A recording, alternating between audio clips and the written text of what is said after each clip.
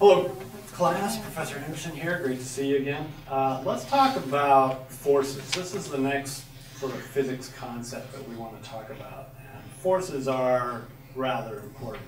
But let me start by asking you guys a question. When you hear that word force, what comes to mind? What do you think of when you hear the word force? Angela. Gravity. Gravity. Gravity is certainly a force. Gravity is something we're all familiar with, right?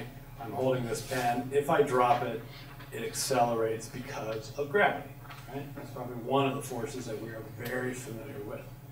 Now, let me ask you a follow-up question. Is there gravity in outer space? Yes. What do you think, Angela? Yes. Yes, absolutely, right? If there was no gravity in outer space, then the International Space Station wouldn't stay in orbit, the moon wouldn't stay in orbit, the Earth wouldn't stay in orbit around the sun. So there's certainly gravity in outer space. Okay? It's probably a little less than here on the surface of the Earth, but there is certainly gravity in outer space. But a lot of people think there's no gravity in outer space. Why do they think that there's no gravity in outer space? Because you float. What's that? Ian, is it? Yeah. Yes. Because you float. Have you been in outer space? No, but what's that big cliche thing? Okay. Astronauts floating around in their little. Astronauts floating around, right? Specifically, what do astronauts feel when they are in outer space? There's a word, right? What's that word? Weightless. Weightless. They feel weightless, okay? And when you feel weightless, you feel like there's no gravity acting on you, right? But of course there is gravity acting on you. So what do we really mean by weightless? What we mean, oh, maybe you have a thought. Sean, what do you think? Because it's a constant falling. Ah, because you are constantly falling. That's exactly right. The astronauts in outer space are in fact constantly falling, right? They're moving around the Earth in a circle. They are constantly falling towards the center of the Earth. If you're moving in a circle, we know that there is centripetal acceleration. So those astronauts are in fact accelerating, but gravity is pulling on every part of them with the exact same force. It's pulling on their toes, it's pulling on their head, it's pulling on their hands, it's pulling on all parts of them, and there's nothing pushing back. Okay, the walls of the space station aren't pushing back on them. There's no scale that they can put underneath them that would push back on them. And it's that pushing back that gives you a feeling of weight. So the reason that I feel like I have weight right now is because the ground is pushing back up on me. If I put a scale underneath me, it would read my weight. Okay? 172.8 pounds last time I checked. Not that I'm worried about that, right? But let's be specific. Okay? There is a force pushing back up on me, which gives me this illusion of weight. So gravity is pulling me down, the floor is pushing me back up. If I remove the floor, if I jump into a hole, then I am also weightless. There's nothing pushing back up on me. And typically when humans do that, they feel a little nauseous, right? Because your stomach, which is usually kind of down, all of a sudden goes up into your abdomen, and you feel a little queasy, and your sense of balance goes off. And so astronauts have to be trained to deal with living in those conditions. All right. So gravity is certainly one of the ones that we are familiar with. When I say force, what else do you think about? Yeah, Christian. Star Wars. Star Wars, right? No, but electromagnetic force, I was thinking. No, I think it's Star Wars. I just watched it the other day with my kids, right? The force is what binds us, penetrates us, binds the galaxy together, something like that. Obi-Wan, I have to review that. I think something similar to that. Yeah, they talk about force and they give it this mystical power, this force. I think of Newton's. You think of Newtons? Yeah. Okay. Like fig Newtons? No, like the Like the unit? yeah, because I Newtons? was just imagine the big N next to it. Okay. Good. That is the right units for SI units. I would say most people in America, at least, probably don't think of newtons, but think of pounds. Right? All right, let's talk about some of this stuff.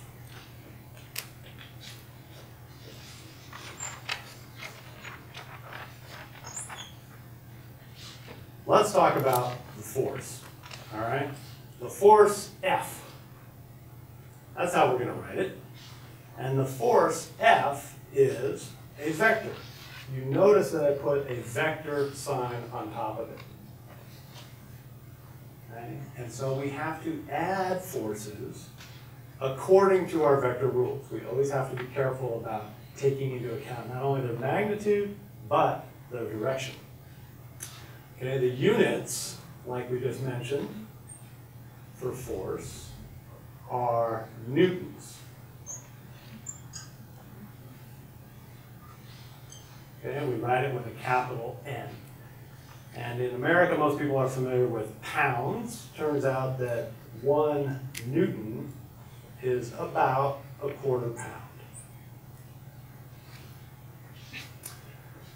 Okay, what can we say about forces? There are a couple classes, general classes of forces that you can think about. One of those is contact forces. And contact forces are where things are actually in contact with each other. Okay? So things like friction. If I rub my hands together, my hands are in contact with each other, and if I do it long enough, my hands will heat up according to friction. Now, when you get further on in physics, you're going to look at this word and say, contact, what does that really mean? Right? What does that really mean when I say my hands are in contact with each other? What we mean is I can feel one hand pushing on the other hand. But we know what hands are made of. Hands are made up of atoms. And we know what atoms are made up of. Atoms are made up of electrons and protons, and neutrons, of course.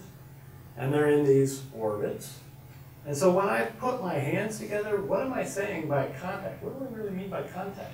Do I mean that those electrons have bumped into each other? And the protons have bumped into each other? No, that's not what happens. Those things never bump into each other. Yeah, Sean? The feeling is the repulsion of the magnetic force in the electrons. Yeah, exactly right. It's actually a manifestation of the electromagnetic force. The electrons start to get close to the other electrons and they push back on each other. And the protons start to get close to the other protons and they push back on each other. And if you have a different orientation, maybe they get attracted together. Okay? And so all those things are pushing and pulling, really not in contact with each other, really at a distance. But it's nice to think about forces in these sort of general categories. All right, so friction is certainly a contact force. The normal force is a contact force. And what do we mean by normal force? What we mean is the following. If I take an object and I put it on the table, I know that gravity is pulling it down, but there is some normal force from the table pushing it up. And that normal force only happens when those things are in contact with each other. If I lift the pen off the table, there's no normal force anymore. Okay? So these are a couple contact forces. Springs can exhibit contact forces. If I tie something to a spring, then that spring can pull on the object, but it has to be in contact with it. It has to be touching it. And of course, tension.